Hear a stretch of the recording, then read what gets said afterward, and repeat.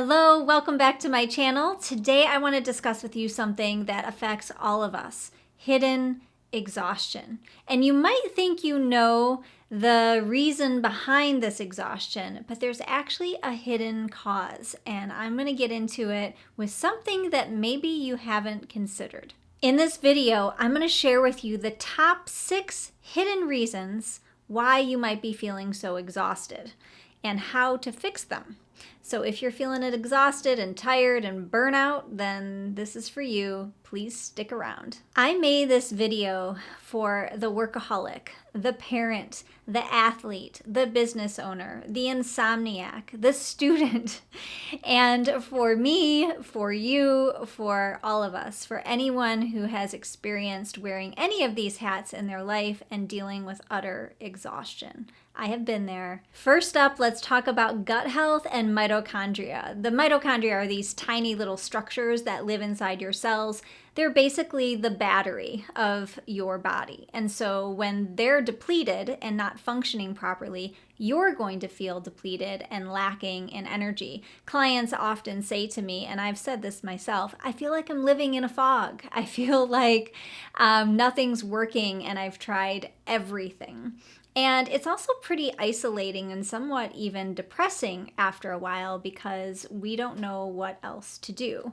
And so this would be a really good place to start. To keep your mitochondria healthy, this is going to be a separate video because it's a whole video in and of itself, but make sure you're eating nutrient-rich foods, that you have plenty of omega-3s, and you are getting a good amount of sleep, that you're lowering your stress level as best that you possibly can. There's supplements that are very powerful for helping to keep your mitochondria strong in your body and to rebuild. And I don't want to exclude exercise because that's a big one. So if you already feel exhausted, you might not want to exercise, but by exercising or at least moving on a regular basis, you can keep your mitochondria in a healthy population. Next, let's talk about inflammation. And almost everyone has a little inflammation in their body, but what I'm speaking into is chronic inflammation.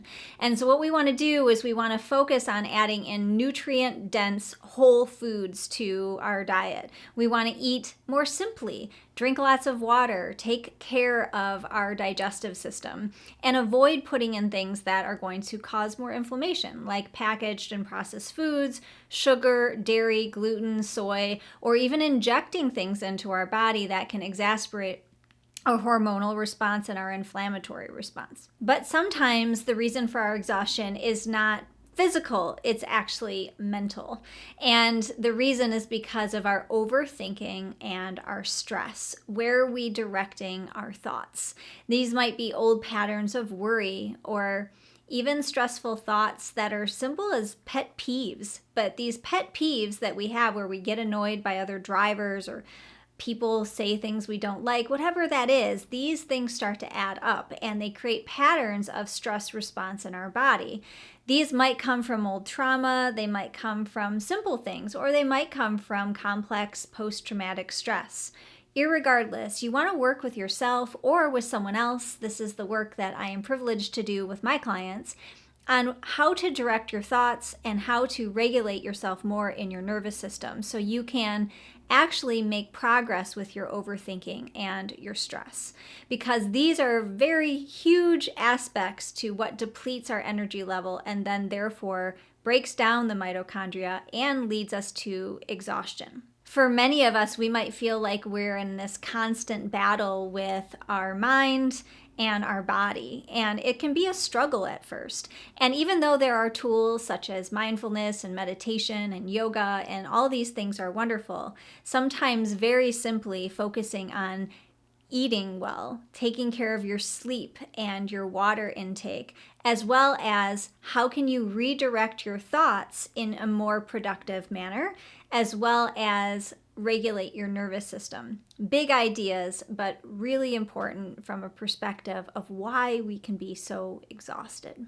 You think you know what's causing your exhaustion, but have you considered that it could be unhealthy relationships or even an unhealthy relationship that you have with work that might be causing some energy depletion and impacts on your mental health? One of my clients said to me recently that I push myself and I push myself to get everything done, and I just never can get everything done on my to-do list. And my response to her was very simply, you never, ever will. Not the best news, but here's the reality, because I want us to stay in reality. The to-do list never, ever gets done. And if we have this belief that we're going to get it done one day and then we'll be able to finally relax, then that is going to be the area that we begin to do the work, because that's a fantasy. We will never be able to get fully done. We have to learn to walk away and find ways to be more regulated with ourselves, even in the midst of other stuff going on out there. I know that finding this work-life balance is really a challenging thing, and I don't even like the word balance. There's probably more of a harmony that we find over time. But if you're not looking at your relationships and the healthy factor in those relationships, particularly even the healthiness of your relationship to your work, then this might be one of the big areas that you can begin, because we forget sometimes how these relationships and where we give our energy to can be so depleting to our source energy. And when it depletes us, we become more and more exhausted because we're holding on to the stress. And even though a lot of people say, well, I don't know how to fix it, there's always options. This actually might lead you to one of the biggest breakthroughs of your life, when you allow yourself to see the potential red flags and you start to do something about it. Next, let's talk about dopamine addiction. This is a big deal because we are wired as humans to seek out pleasure and reward. And so we can notice that we are going to the phone or the media too often, or to sugar or to caffeine, or we're seeking out chaos in relationships. And sometimes these kinds of things create such a response into our body that it gives us a false illusion of having energy, but ultimately it depletes our energy. And when you combine that with having the screen in your face that you have right now too much and on a regular basis, it further depletes your energy. Do you really need that fifth cup of coffee? Do you really need to have all those distractions? Do you really need to spend so much time consuming information? Or can you spend more time in nature, spend more time on walks, spend more time in silence or being alone with yourself? This is the direct way to fix or combat dopamine addiction. I do want to add that sometimes we do get pleasure and joy and reward out of taking care of other people, which is fine, but make sure that you're not giving so much that it becomes detrimental to yourself. And if it's becoming detrimental to yourself, this is where we start to question what's going on with our nervous system and our thinking, that we might need to come back and check ourselves and do some work in those areas so we're not making ourselves the martyr. To combat dopamine addiction, take more breaks, spend more time in real connection with people, with family, with friends. Walk away from things when you can feel yourself getting too attached. Set timers for yourself. Be in nature, exercise more. Make sure you're taking care of your health and your food and drinking lots and lots of water. Finally, I want to talk about living in this world and something I'm going to call soul exhaustion. There's an example I want to use of the person who feels like they're doing everything. They've tried everything and they're working and working and they're trying to get ahead, but they just never feel like they get everything done. And not even that, but they feel like they're not moving ahead and they feel stuck. So the reality about this world is that we often see the world through the lens of which we think. So our thoughts are looking through this lens, imagine the glasses, and that lens creates this reality that we see. And sometimes when we look out at the reality and we don't like the reality that we see, it can be really concerning for our system, for our soul.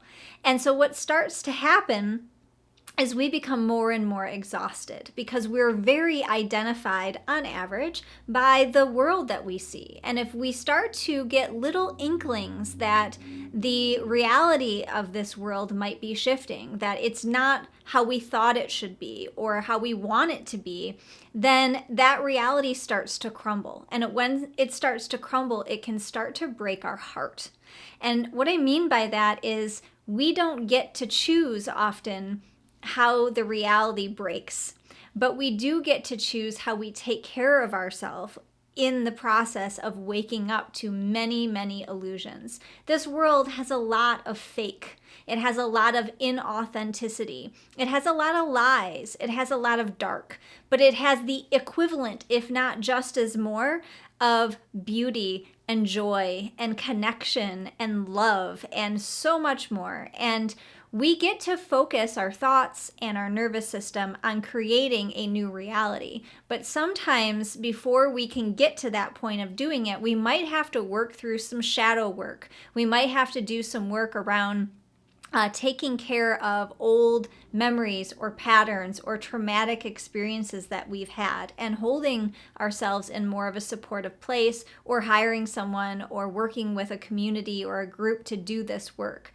Because what happens is we can exhaust ourselves. Our soul can become exhausted when we don't necessarily see that there is hope for the world, for our life in the world, or our place, or whatever our purpose or passion is. The only thing that can really truly fulfill us is to connect with our own deep spirit and whatever that higher spirit might be for you. It's never going to come from looking outside of yourself. So there you have it, my top 6 reasons on why you may be feeling so exhausted and anecdotes on how to fix it. And I'm going to be making more videos on these unique topics, so make sure you subscribe and you hit that notification bell so you can hear all about them. And if you like this video, hit the thumbs up and send me a like or put a comment below so we can connect with each other. I really look forward to seeing you in the next video.